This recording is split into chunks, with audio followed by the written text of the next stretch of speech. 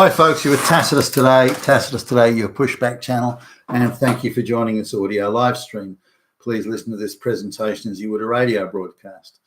In this essay, I'd like to talk about the globalist elite concept that white lower working class or working class people, depending on how you want to subdivide society, the white working class people are really no better. They're just the same as these third world peasants. They're all just cannon fodder to be killed on the battlefield if required, or slave labor fodder to work at cheap, shitty, low-paid jobs, and that's their lot in life. That's their allocated role, and that's it. And so, why do we pretend that there's any difference between white people and third world brown and black peasants and so on? They're all the same at the end of the day, and all equally expendable. Not like the elites with their degrees in lesbian dance theory. They're the superior people, and they're morally superior, and so on. Now, this is a divide between class and moral disposition, or supposed or imagined moral disposition, and supposed education levels, and so on. So somebody with the lesbian dance theory degree is highly educated, and thus more moral than people who haven't had that education, or maybe they've just got community college diplomas or something. They're the lower orders, and they can be disregarded in the overall scheme of things. And why should they be listened to? Why should they have a say in things? Why should they have an influence on outcomes? It's not reasonable. It's not right. They're stupid, low fucking working class animals. They're creatures, animals at the bottom. So why should they have a say? Why should elections with, why should those people have the right to vote? Now, you can argue, by the way, and there's people I know, certainly ones you see on some of the street walking interviews that you see on say YouTube and so on. You can say, "Whoa, gee, that person has a right to vote." But how do you decide who has a right to vote? I mean, how do you decide who has a right to live and die? How do you decide, and so on? So there are bigger issues here than just straight. Well, look at that low life creature there. Why should that mongrel have the right? So anyway, coming back to the issue here, there was a British program that put lower working class people, white, black, brown people together from around London. Now, they all spoke the same way. They all had the same accent. They were all born in England, and they had very simple attitudes and very simple views on, they had a binary understanding of the world. One guy gets up and says, the world's divided into two people. That's the givers and the takers, and the good and the bad, and they weren't capable of understanding complexity, and they would be moved by very simple type concepts, that were very simple type utterances. We're unable to see them. Now, whether education is that difference, or having had to be responsible for making decisions, or having to be responsible for a business, or something like that, where do we learn how to discern and how to analyze complex information and seemingly conflicting information that we can then synthesize into some sort of overall understanding? Is it IQ? Is it brain power? Are you born with that? Because they come across, all of them came across as quite simple people. You wouldn't want to give them a complex thing to think through. That it was beyond them, certainly by now. To test my own sort of thing, I closed my eyes or turned away from the screen to listen to the various people talking. So could I pick out the whites and the non-whites? Because they're all talking very, very sort of basic Cockney accents. They can't pronounce their THs. They can't pronounce their Hs. So TH is pronounced as an F. H's are dropped.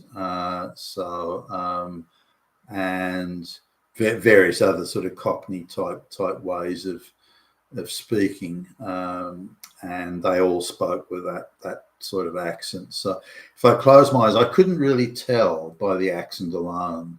And unlike, say, the United States, where the black people have with some exceptions like Thomas Sowell's, but the black people have a way of talking. You just know straight away that's a black person. I mean, you don't even have to look; you just know.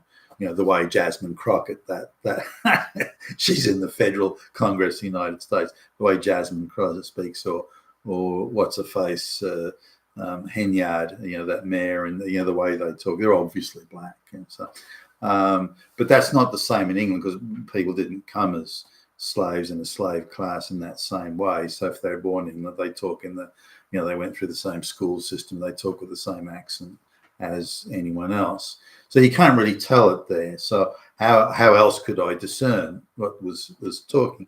Now, the white people would take a little bit longer to arrive at a decision, and they were clearly less impulsive.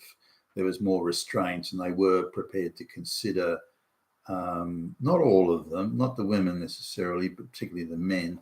So I could isolate the men, again, without looking, just listening to how they spoke, how they formed their thoughts, the level of restraint or the lack of, sort of emotional, impulsive behaviour, and could pretty much separate out the black and the brown people from the white people. Now, it also depended on the occupation. For example, the toilet cleaner was not very bright, but you don't need to of course, the toilet cleaner is not bright. People that are brighter wouldn't be toilet cleaners, but nonetheless, and you can look at the occupation. There was one guy, he had some sort of a middle class managerial type role, and you could tell, just listening again to the way he formed his thoughts, the way he spoke, how he considered complex issues, and that's saying, okay, well, this guy is not working class. He's probably middle class, as in the upper end of the working class, or whatever you want to call it. But he's not he doesn't have that very simplistic. He doesn't talk that in that way, in that sort of working class street slang and so on. So you can separate out. So after listening to it for a while, I could separate out, even though they spoke with the same accent, I could separate out just listening alone to the white people from the brown and the black people, based on the way they formed their thoughts and how they thought through, and the level of complexity they could attempt. Now, sometimes the complexity may not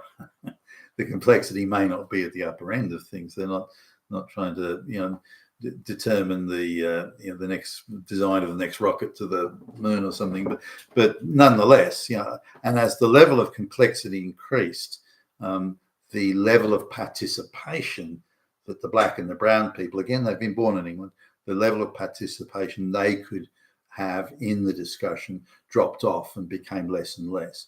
Or if they continued to participate in the discussion, they attempted to make it about, I want to cry, I'm emotional, that sort of thing. And so they didn't attempt to come to grips with the complexity itself. So there are, in my view at least, and certainly by listening to that, there were considerable differences between the non-white and the white people, and between the men and the women, considerable difference.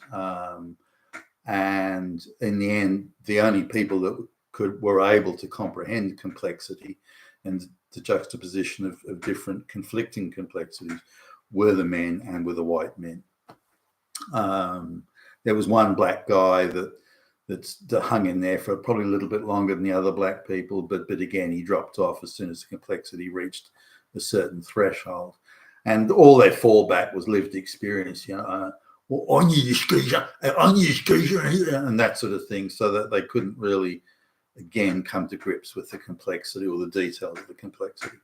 So let's come back to the globalist view now, that all these people are the same. They're all the same fucking piece of shit cannon fodder. So why do we care? Why should we allow these people to participate or have any seat at the table and so on?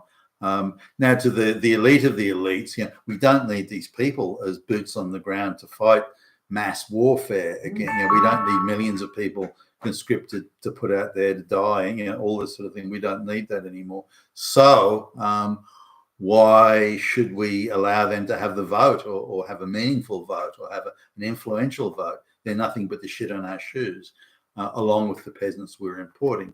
And there's no difference between the two. They're all the shit on our shoes at the end of the day. The white people are getting agitated that they still want to sit at the table. We'll crush them. We'll call them all Nazis. We'll have two-tier justice. We'll have, you know, we'll have preferential hiring for non-white people, and, you know, we'll crush them in the end, and they'll have no place at the table and no voice in our society at all, or certainly not a meaningful one or an influential one. Now, I think that's misguided. I don't think that the imported brown and black people have the same brain power, the same capability. And in a merit-based society, that would be shown up. It's only in affirmative action, race, gender quotas, and DEI, where there's this illusion of, well, they're all the same, so who cares? But it is an illusion. It's not a reality. And we need to come back to the reality, in my view. You've been with Tacitus today, your Pushback channel. Thank you for listening.